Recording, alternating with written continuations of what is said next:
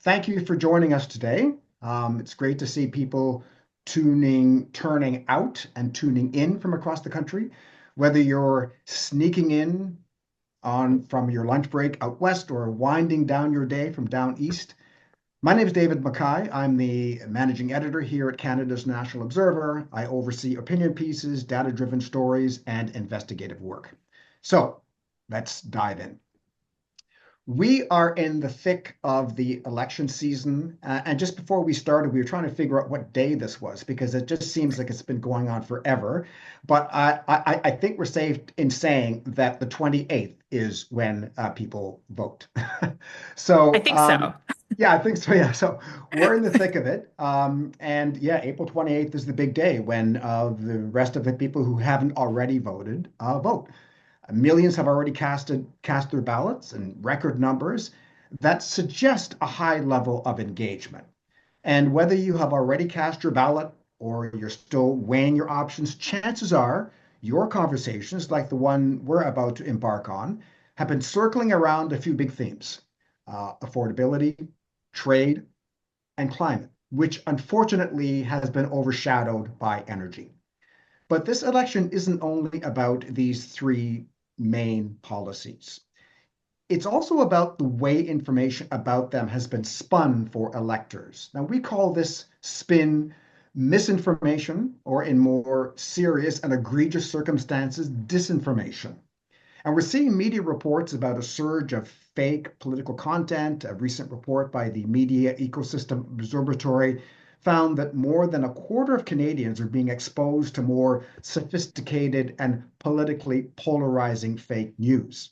Now, all of this is happening at a time when Canadian journalism, as we've come to know it, is disappearing from an increasing number of communities across the country, at a time when information is being blocked on Facebook and Instagram platforms thanks to Meta's response to Bill C-18. The result? People have fewer places to turn for reliable information. Enter misinformation, disinformation, or if you want to be blunt, lying. To help us make sense of it all, we've got two fantastic guests with us, and I've been looking forward to this for a long time.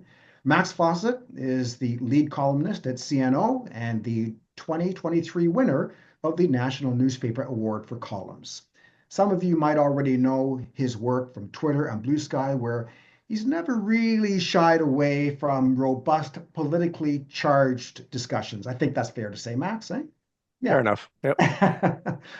We also have Rachel Gilmore. This is the first time I've admired her work from afar, but this is the first time that we've actually met virtually, and I'm really excited about this. Rachel is an Yeah. award-winning journalist with experience covering federal politics and disinformation.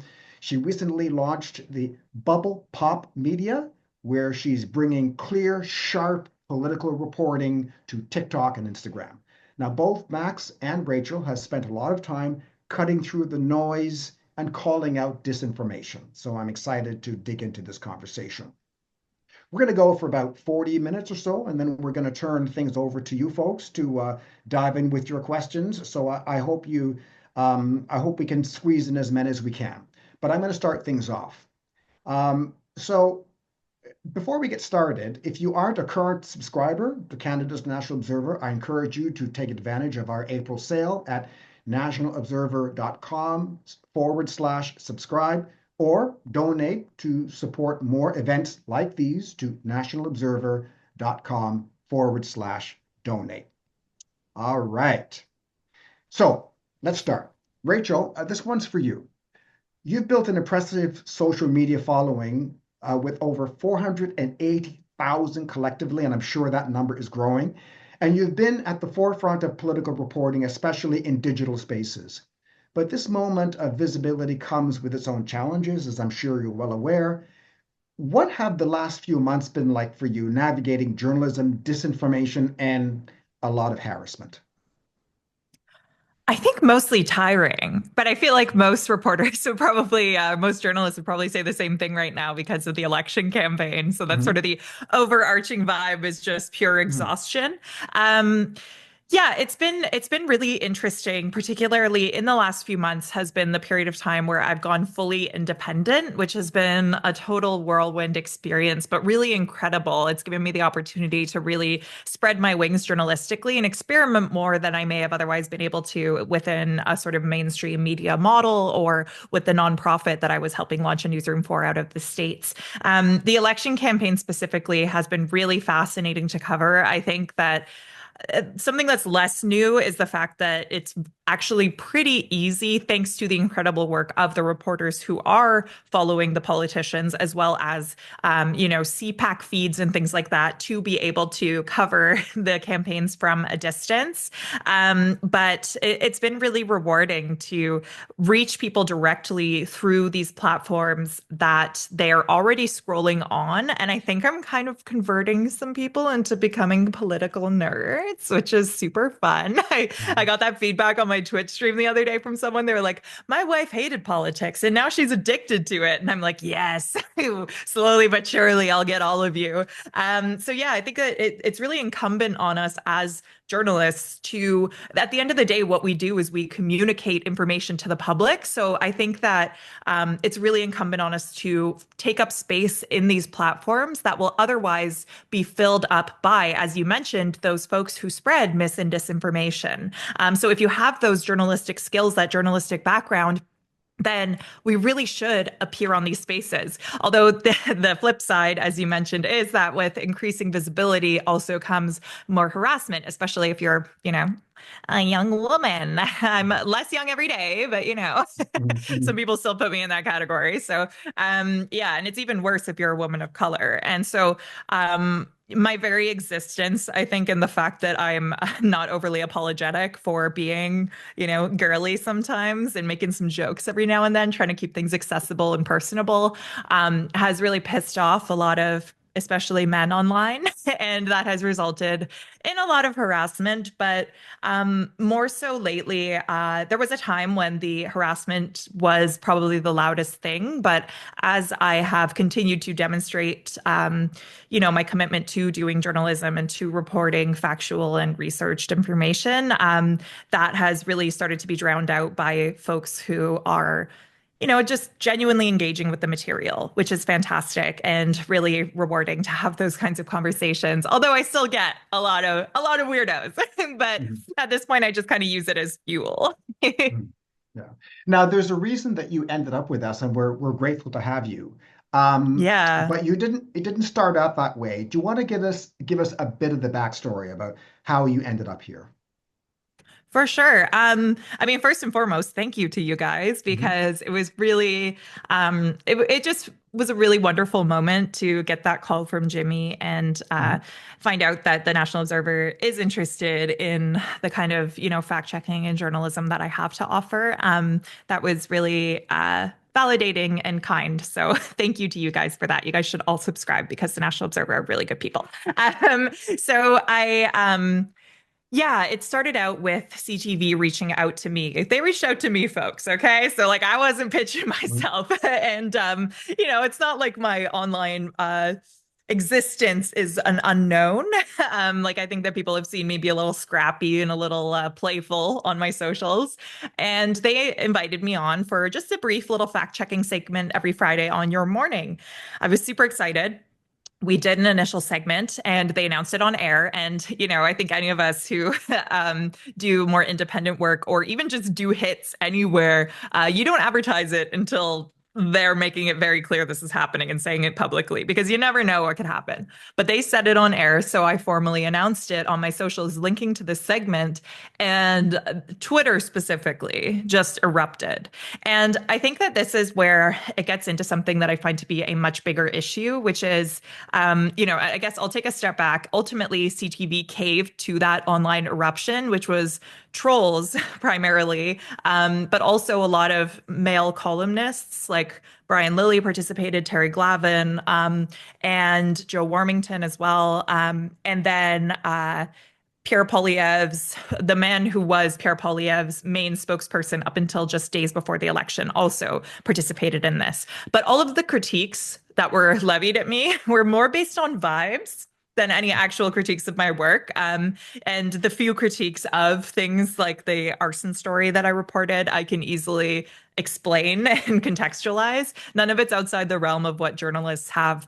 Sometimes a story changes over the course of your reporting of it. So if you're held to the standard of the information you had when you initially reported the story, you know, in light of new information, it's hard to if people present it as if you should have known that future information when you initially reported it, it's really hard to hit back at that. And those can go really out of control, those kinds of narratives. So, all that to say, things really blew up online. And it's part of this broader playbook that I harken back to Gamergate, if any of you guys are familiar with that. It's this false outrage model where a lot of folks, particularly on the political right, have learned that if they scream and cry loud enough on the internet in an inorganic way, then news outlets will feel as though they have to both sides an issue and include that perspective, even if it is fundamentally inorganic or not reflective of a significant contingent of society, or they're being bad faith about what their actual concern is. Their actual concern is that they don't like me. They, but they're presenting it as if there is a legitimate grievance with my journalism. But if you actually interrogate what those grievances are, you realize that they're built on sand, on quicksand. There isn't actually like a specific critique that they have. And I'm happy to respond to any that are raised because I do my best and I'm not perfect. But and so that sort of model has been used to push many women, many people of color out of public life, and it will continue to succeed, as the CTV producer acknowledged on the phone call to me, as long as newsrooms cave to it. And that's what happened. And that's what National Observer stood up to. So I hope that made sense. It's a hard Well, thing to describe even. especially in a few minutes. So I know. Max, Yeah. I wanted to pivot to you. You're familiar with this world, and I'm wondering, this election has been, I think, surprising, is if I can put it that way, and I'm understating the case. But has there anything that has shocked you or surprised you in this election, particularly? I mean, apart from the fact that the Liberals look like they're going to win, which it was inconceivable, even a few months ago, nothing is terribly shocking to me. I think Rachel makes some really good points about the way in which people who try to tell the truth are treated. It is a game. They are trying to raise the price of participating in the public discourse, especially for younger people, especially for women of color, and it's super gross and super unpleasant. And I get a tiny fraction of the hate that I know Rachel does, and even then, it's a lot. So that's just the table stakes now, unfortunately, and those of us who want to present things as factually and honestly as we can, especially on Twitter, kind of just implicitly sign up for a certain amount of that garbage. And I don't think that's going to go away or get less, at least until we demonstrate that it doesn't work. And that's a tricky thing. Um, yeah, it's interesting. There's a lot of anger out there from the right, which again, that's their currency generally, and it's certainly a currency that Pierre Poilievre has been trying to tap into for years now. But they're very angry that things are not going their way. They feel like they were entitled to win this election, and it is not fair that it is not going to probably go that way. And the thing that makes me a little nervous is how they're going to behave afterwards. And I think of that specifically from the lens of living here in Alberta, where my premier has threatened a national unity crisis. Preston Manning has threatened a national unity crisis in the pages of the Globe and Mail. There are a lot of people who are going to try to take their ball and go home, or take their ball and go to a different home. And I think we have to be prepared for that in the days and weeks that follow, because it's not going to be pretty. There are not going to be any graceful losers in this thing. There are going to be a lot of probably sad and sorry losers, and they're going to lash out in ways that are really unpleasant and unhelpful. Is that something that we should be serious about thinking as a possibility, or are we subject to those who might suggest, well, you're just trying to stoke the fires? How do you mean? How do you mean? Well, are we, I mean, quite frankly, if people don't accept the result, Mm, then we saw what happened south of the border. I'm not suggesting that something similar could happen here, but when you have, you know, supporters consistently disbelieving the polls and saying we don't believe them, and then that leads to questions about whether or not you're going to be accepting the result, is that a dangerous conversation to be having right at this moment? I guess that's where I'm going with this. yeah, no, it's dangerous. I think we are sort of 5 years behind the Americans on a lot of this stuff. Everything bad that is happening down there is happens here a little later, and so it's not super surprising to see poll trutherism start to make its way up here. We saw that in the BC election where there were some noises coming out of the BC Conservative Party that they wouldn't accept the results of the election, that it wasn't legitimate, and eventually it got knocked down. But there are people in the conservative world who are very tempted to go down that road. It's the poll stuff is funny to me because uh, the polls have been pretty good, especially in Mhm. Canada, especially when you consider what they're trying to do with the decline of landlines. Like their accuracy is actually really, to me, impressive, and I always tip my hat to the pollsters I know, just because the work they do is so tough, and yet they get it right so often, and so the polls haven't moved in this election. You'll see a poll from time to time move, and then you'll get people saying, "Oh, the Poilievre's comeback is underway. The big shift is coming."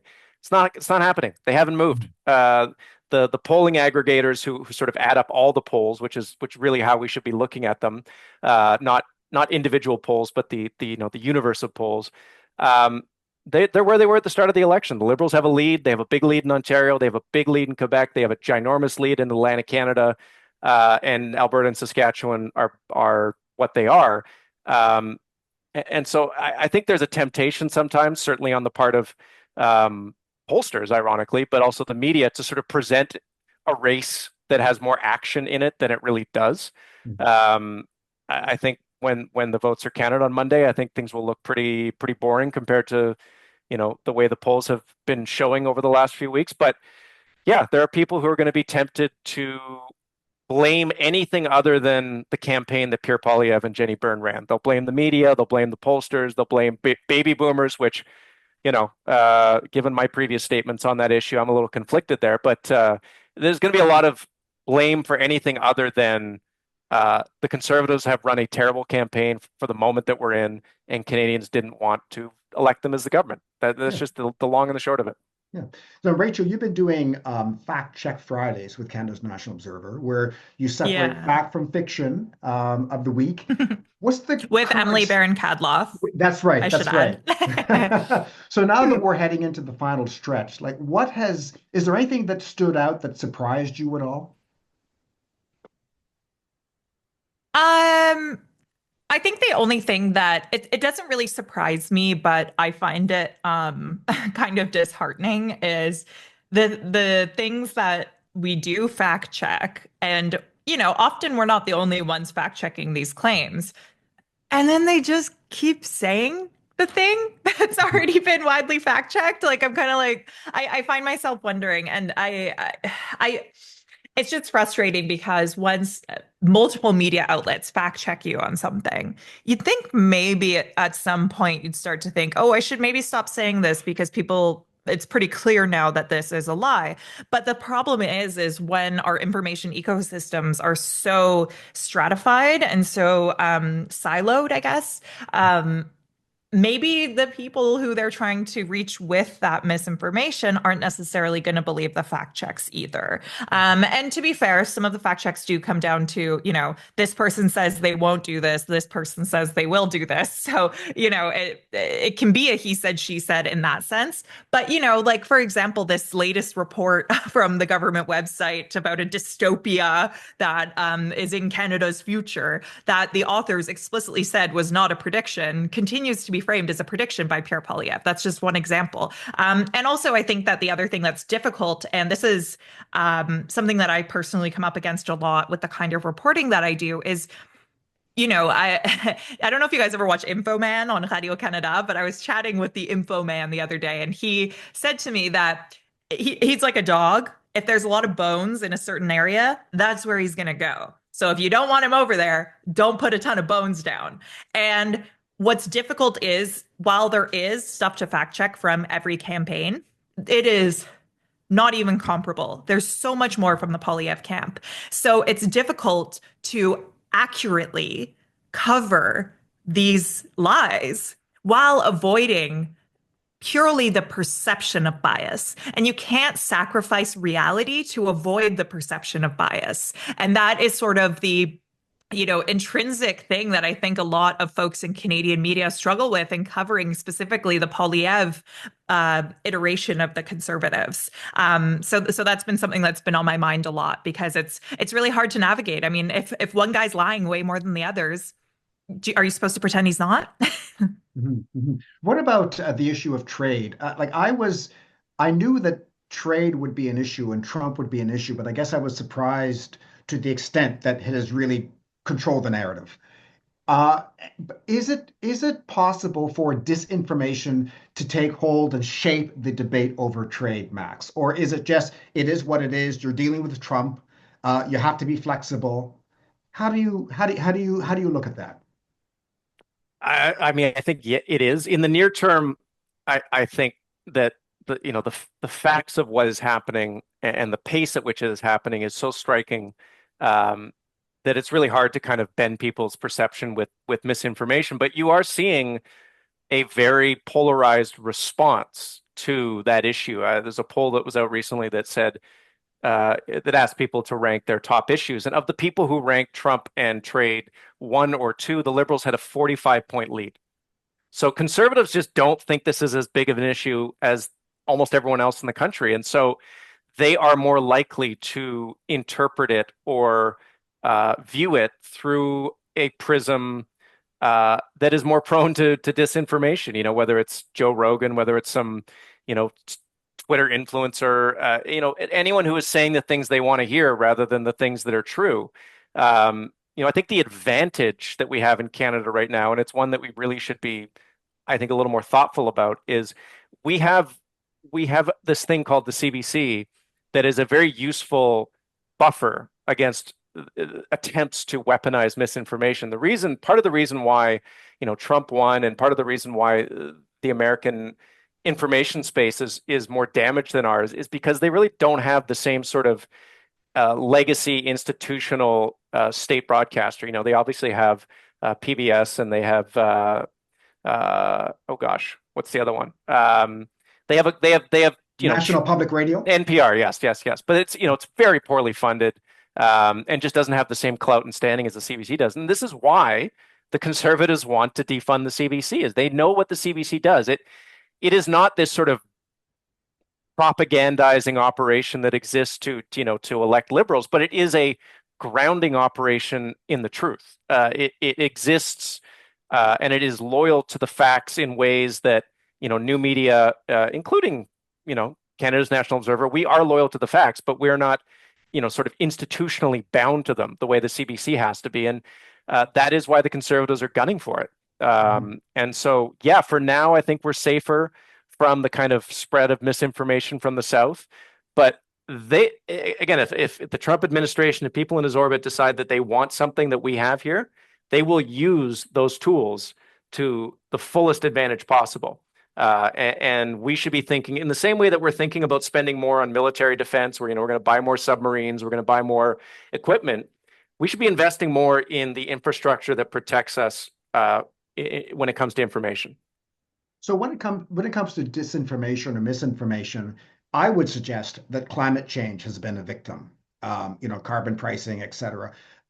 Rachel, just sort of dive into that one for a second. Give us some of your thoughts. Yeah.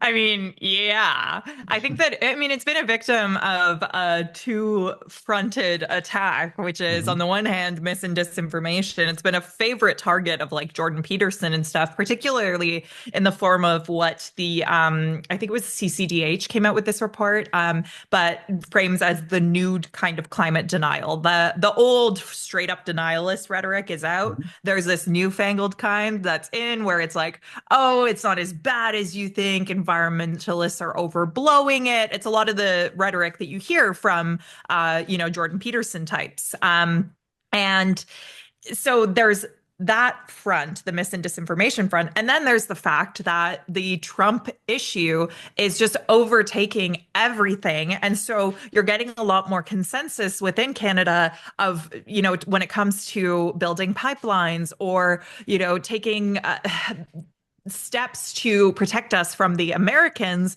which in the not even that long term could be seen as also, well, absolutely would be seen as contributing to the climate crisis, like building pipelines, like, just increasing extractive industries. The climate change is really suffering a brutal blow in this election campaign. And you can see that in the platforms. I mean, Mark Carney's is slightly better in the sense that he acknowledges climate change and has some stuff in there to deal with it. I believe there were two professors who did a breakdown of this on the National Observer website in a piece that they put up. They said neither party gets like an A grade here, but Carney's is better than Poilievre's. Poilievre's platform is effectively outsourcing our responsibility to deal with climate change to India and China in the form of exporting more of our gas and oil to those regions. Like, it's just a ridiculous claim. I also think it's problematic that Carney keeps going on and on about carbon capture as if that can actually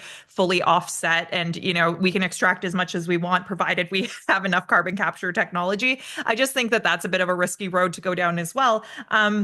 But that's the reality of this election campaign, and it's reflected in the polls with respect to what people actually care about and what they view as a ballot box issue. People just don't seem to care about climate change to the same degree. But they're sure going to care when those wildfires show up in their communities. They're going to care when extreme weather events continue to worsen and impact and, cause really expensive damage to infrastructure. Like, these are all very real things that are about to happen that are just as pressing as the threat of Trump to Canada. Just it doesn't have a big orange spokesperson, so it's harder for people to really wrap their minds around.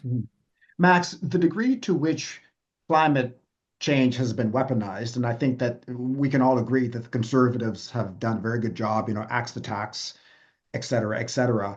Is that one of the reasons why Mark Carney seems to be pulling his punches a bit? Like, he's talking, yes, we have to do all we can, to mitigate any damage, but we're not really sure what he's going to do with an emissions cap, and we don't really know what he's going to do with carbon pricing for the industrial sector. Do you think that because he's aware of the degree to which this can be weaponized, he's kind of holding back a bit?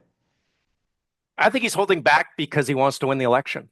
Liberals tend to be pretty good at this stuff, and they know how to read the public mood on what people prioritize. And look, right now, climate change is not near the top of people's lists. I hate to say it, but it is what it is. It is a reminder that Maslow's hierarchy of needs always abides. People will only start thinking about things that are beyond their own self-interest when their own self-interest is being taken care of. And right now, when you have an American president who is threatening economic ruin, potentially political annexation, longer term concerns about the climate, they fall down the wayside, and that is exactly what is happening. So I've seen this movie before. I'm not surprised by it. I think let's put it this way: Mark Carney is the most serious person we've ever had running for public office when it comes to climate change. He is 100 times more serious than Justin Trudeau ever was. He understands carbon markets. He understands international finance to a degree and extent that really is unique. And so my bet in talking to his people and in knowing how he thinks about this is he will go very hard on the industrial carbon pricing because that is where the vast majority of the emissions reductions are taking place. He understands the engagement there with trade relationships with Europe, which has a border carbon adjustment already and will be increasing it in the years to come. And he may I wrote a column today saying he should get rid of the emissions cap. The emissions cap is theater. It is not anything that is going to drive the sort of reductions that need to happen or the investment decisions that need to happen to make those reductions. Again, Carney has a level of expertise here that is basically unmatched in politics, and so I don't think it's that he doesn't take it seriously. I think it's that he understands the first step is to win the election. The second step is to implement good policy. And if you get those two things out of order, you don't get to do the things you need to do. And we end up with a government led by Pierre Poilievre, who, as Rachel said, thinks that the solution to climate change is exporting more fossil fuels, right? Which is just it is a joke. I have fact checked, debunked that 100 times. It is a childish fantasy, and it should be disqualifying. I hope it is for anyone who cares about climate change. The problem is, the number of people in this election who are going to make their ballot choice on climate policy is very, very low. Mhm. I have to say that another kind of issue that has been subject to misinformation or maybe disinformation is one of transparency. I remember when we learned that the conservatives were not going to allow reporters on the plane. I think Jenny Byrne was reported to say this was going to be the most transparent election ever.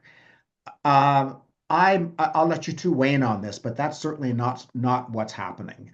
Rachel, do you want to give that Really? one a Oh go? my God. I thought they were so transparent when, Polyev Yeah. called Judy Trin a protester for asking Mhm. a question. Um, Yeah, it's ridiculous. The fact that it almost felt like it was mocking that she put that in her statement because they had to know the way that not only Polyev had gone into this election treating media, but has continued to. He's trying to play a little bit more nice in the actual Q&A moments. Mhm. Like he does a lot more smiles and, will say thank you for the question, which is a nice change from, chewing an apple and then chewing you out.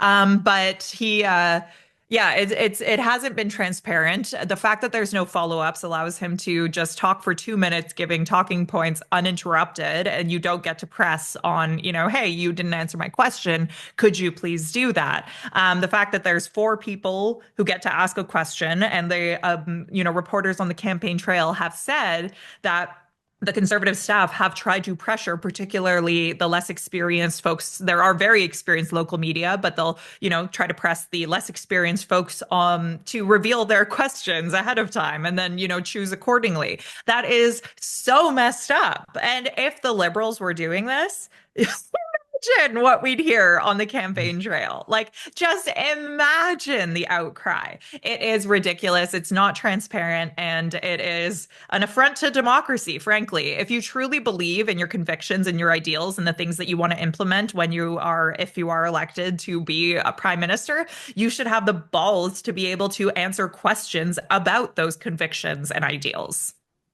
Doesn't transparency have a downside? And we haven't talked about the NDP yet, and maybe we should for the next few minutes. But the one could say that Jagmeet Singh was very transparent in saying, "Hey, look, I'm not campaigning to be the next prime minister. Okay, I know where I am in the Eventually. polls. Yeah, he I didn't can, start there. yeah, I can read the numbers. I know where I am in the polls. We just want to be in there to hold a government to account." So one could argue that that's being transparent, is it not? But yet he was hammered over that. So doesn't being transparent have its risks as well?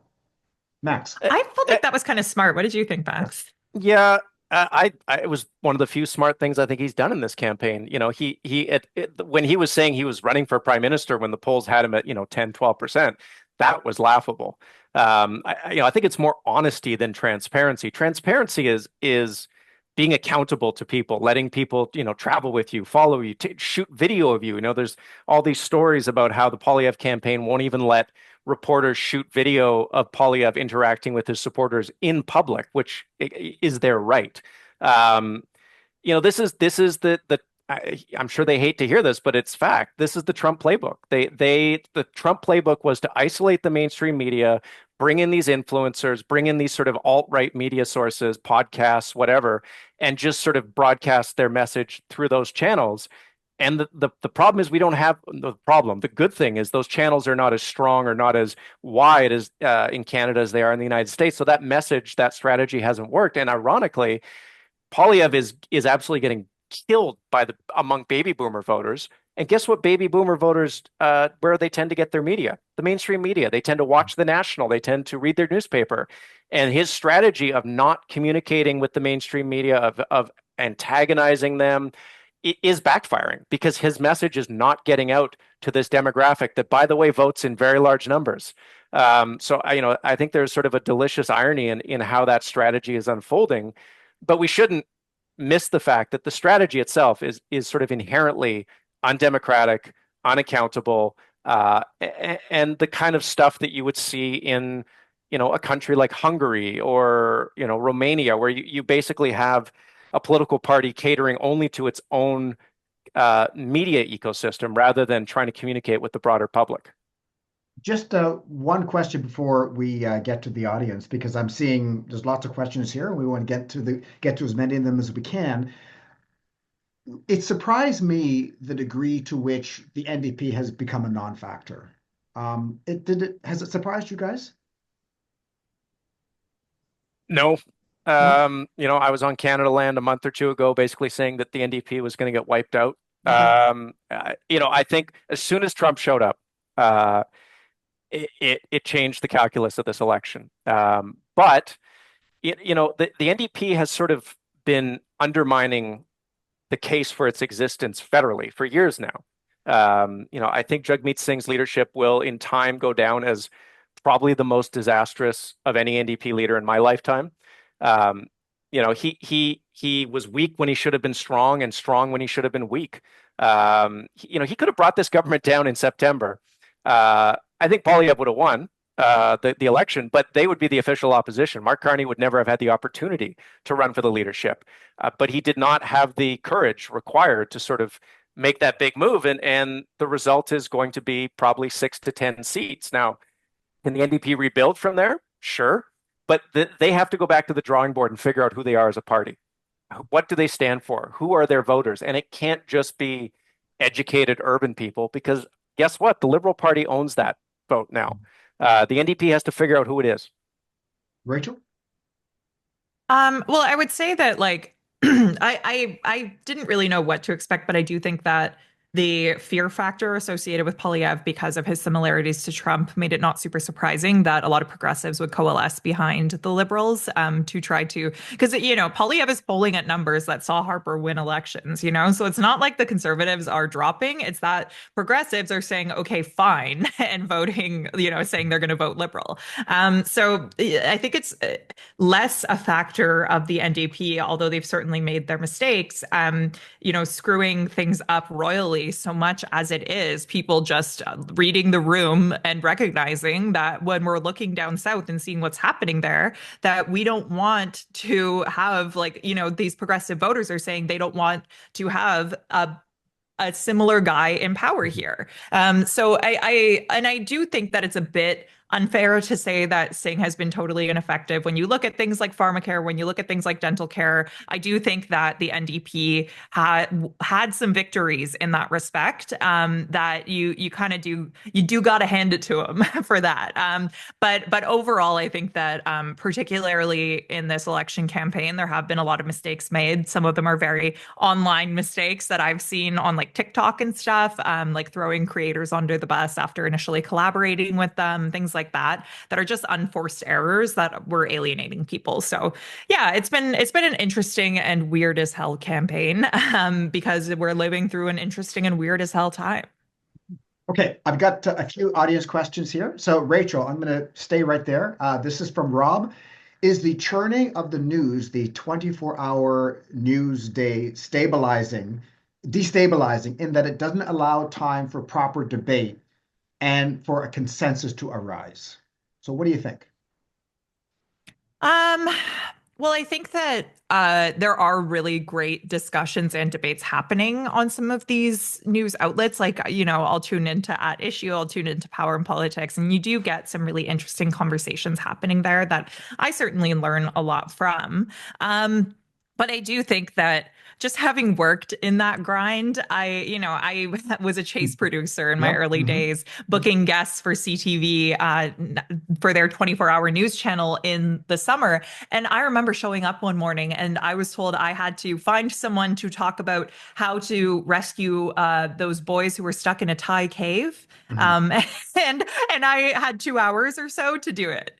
And that isn't really an environment, particularly when people are underpaid and overworked, where you're going to necessarily even get the best people on TV. You're going to get maybe the most accessible people. And that can sometimes the people who end up on screen are amazing, even in those cramped moments. But I do think that the bigger thing that's causing a disservice to consensus forming, having fulsome debate and things like that is the fact that we have media that is beholden to shareholder profit and therefore is constantly engaging in practices like laying people off. And therefore you have staffs that are smaller than ever, doing more work than ever, for lower wages than ever. And that is a problem that is the cracks are already starting to show, and that will continue to be an issue, particularly if CBC is defunded. What about you, Max? What do you think? I mean, it is what it is. We're in this world. We have these technologies. There's no going back. But to Rachel's point, it is a problem when you ask an ever declining number of journalists to do an ever increasing amount of work. The work is going to suffer. Then people are going to point to the work and say that it has no value, and it really is a dangerous kind of feedback loop that gets created by that. And part of it is us rediscovering the value that good information has. We have been able to take it for granted that we have access to wide variety of information, news, journalism, all of it professionally developed and published and vetted. And um, it's sort of I don't know if it's a tragedy of the commons, but we really do take for granted that we can know things and trust them to be true. And now, as misinformation and disinformation, gets more powerful, I think we're sort of learning in real time the value of having something that you can trust. And I don't. It's going to take time to reestablish the sort of economic model. I was in a debate with someone over the future of the CBC, and they sort of said, "Oh, well, the CBC can go away, and the market will just fill the void." And it won't in Canada because we do not have the economies of scale like they do in the United States to make online news gathering economically viable. So what you're going to be left with is a lot of opinion, a lot of personalities, and very little actual journalism. And that is very, very dangerous. But uh, hopefully, we elect a government next Monday that puts the resources in place that can start to fill this void. When it comes to climate change, we know what's happening. Our audience knows that. The people who read CNO, they know what's happening. A lot of people know what's happening, but it has become it's taken a backseat to an affordability issue. So when the election is over, how do we pivot back to making people care about this again? What can the media do? What should the media do? Cover it. That's the Yeah, first thing. I Yeah. mean, when you focus on Trump 24/7 and are focusing far less on climate disasters and climate change, Mhm. I understand that it's a chicken or egg situation. Like, I understand that if people don't care about something, it's not going to get covered. And if it's not getting covered, then people aren't going to care about it to the same degree. Mhm. But, sometimes you kind of have to give people their vegetables. I don't Mhm. know, Max, I don't want to take up all the airspace here. What do you think? my enduring belief about this is that you have to make it real to people. And so my approach to climate coverage, to climate policy has always been connected to people's wallets because that is how people increasingly kind of filter the world. And so you have to explain why it matters to them beyond sort of broad moral positions, moral questions. Think of your children, because I hate to break it to everyone on this call, but as voters, as a public, we don't think of the children. We don't. We like to pretend that we make decisions with the long term in mind. We don't. We make decisions very much with the near term in mind. And so, to make climate policy politically salient, you have to connect it to people's day to day existence. And so, I think an interesting pivot that we're going to see again if the Liberals get reelected here is Carney has clearly decided he is much more in favor of carrots than sticks, Mhm. and the Trudeau government was more of a stick-oriented government, and so you're going to see more incentives, more sort of consumer side measures rather than the carbon tax, obviously, and maybe that has a higher probability of success. I've always thought that carrots are a good way to pursue these sorts of things. That was what the Biden administration did. Um, but you have to make it matter to people in their day-to-day lives. If it's just about the terrible, consequences that will be wrought on their children or even themselves in 5 or 10 years, as human beings, we are terrible at discounting future risks appropriately. We do not do it the way economists think we should. We do it in a very irrational, sort of caveman-like way. And politics needs to kind of take stock of that. This is another question here. Do we need to do a better job of educating people on what federal versus provincial versus municipal governments are responsible for? Would that help? What do you think? Fuck And yes. he, and here I'm thinking that, they all have a role to play in climate change, for example, right? There's lots of things that municipalities could do. For example, there was a story that we ran today about the court putting a temporary halt to plans to rip up bike lanes in Toronto, for example, right? So those kinds of issues are playing out across the country. When it comes to provinces, they have a role. When it comes to the federal government, they have a role. So do we need to do a better job of just teasing out those stories, pointing out the good things that people are doing and some of the challenges that people are having as well at those three levels of government? Rachel, what do you think? I feel like I have a bit of a hot take here. Hmm. Um, which is I do think that jurisdiction is important, Hmm. and especially I live in Quebec now, so I have to choose my words carefully so I don't get, Hmm. just absolutely destroyed here. But I also think that it can sometimes be used as a crutch. People will point to, oh, well, that's, provincial jurisdiction or something, and Hmm. then won't feel as though they could try to get creative and find interesting ways to deal with something like the housing crisis or like the healthcare issues and I don't know, I think that sometimes we are pedantic to the point that we are enabling the avoidance of accountability.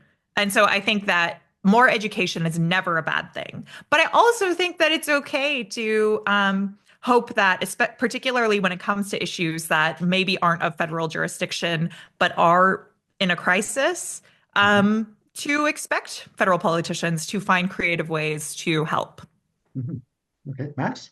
I just can't help but think of the trucker convoy and how angry people were at the wrong level of government for Hmm. things. And that was true here in Alberta as well. They were so mad that the government had implemented these vaccine passports and they were shutting down businesses. And I can't even count the number of conversations I had with people where I said, "Do you know which government is doing that?" And they'd say, "Yeah, it's Trudeau." And it's like, "Nope, it's not Trudeau. It is the provincial government, the provincial conservative government." So I take Rachel's point about it being used as a way of evading responsibility. But by the same token, my God, do we need more civics education in this country? Hmm. One class is not doing it. Like we need to dedicate an entire year. Let's bring back grade 13. And grade 13 is just a whole year of civics.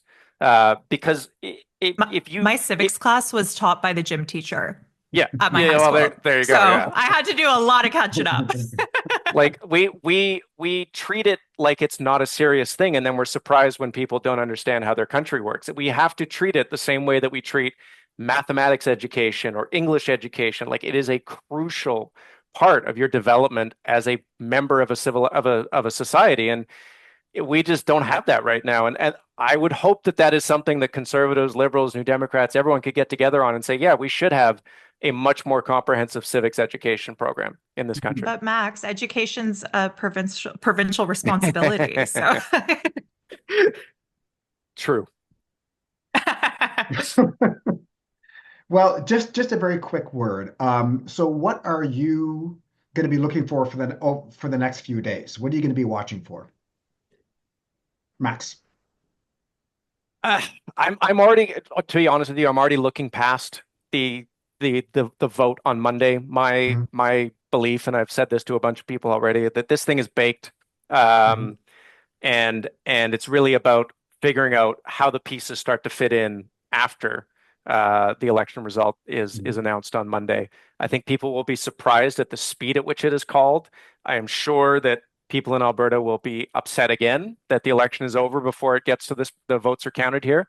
I'm afraid that's just a function of time zones and population size. But uh, yeah, the question, I guess, is it a minority? Is it a majority? How big is the majority? And then, how does that immediately translate into dealing with Donald Trump, dealing with Western separatism, alienation, whatever you want to call it, and what happens to Pierre Poilievre after he loses an election he wasn't supposed to be able to lose? Rachel, what are you going to be looking for? Hmm. I'm trying to think because I do also like I feel like we've heard a lot of the platforms are out. Mhm. We're not looking to see there's not going to be. I'm curious to see like where people are going to be because that'll tell you their approach. But again, that's kind of something we're already starting to see. Like Carney's on the offense. Sings on the defense. Mhm. Polyev is in Ontario. Mhm. um, and I don't know, it's interesting, but and I do find you can certainly get a sense of what the media feels is, the extent to which the result is baked in, as Max said, because of the questions they're asking. They're asking Carney if he's, asking for a majority as opposed to asking about, Yeah. win or lose. So I don't know. I mean, I don't like to. I don't want to assume anything. You never Mhm. know. Mhm. Lots can happen between in the next 5 days.